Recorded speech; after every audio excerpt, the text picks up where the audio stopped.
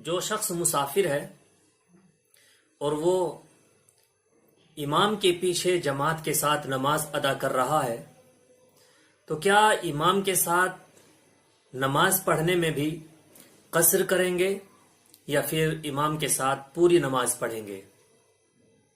تو دیکھیے، جو شخص مسافر ہے، اگر وہ مسافر شخص امام کے پیچھے جماعت کے ساتھ نماز پڑھ رہا ہے تو اسے چاہیے کہ وہ امام کے ساتھ پوری نماز پڑھے۔ مثلا ظہر کی نماز پڑھ رہا ہے تو وہ امام کے پیچھے پورے 4 رکعت فرض پڑھے۔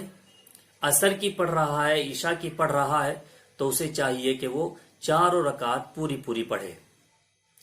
الا یہ کہ اگر اکیلے نماز پڑھ رہا ہے، اپنی خود کی نماز پڑھ رہا ہے تو پھر اسے 4 رکعت والی فرض نماز کو 2 رکعت پڑھنی چاہیے۔ لیکن ایسا نہیں ہے کہ امام کے پیچھے جماعت کے ساتھ نماز پڑھ رہا ہے اور پھر 2 رکعت کے بعد وہ سلام پھیر دے، ایسا نہیں، بلکہ امام کے پیچھے وہ پوری نماز پڑھے گا۔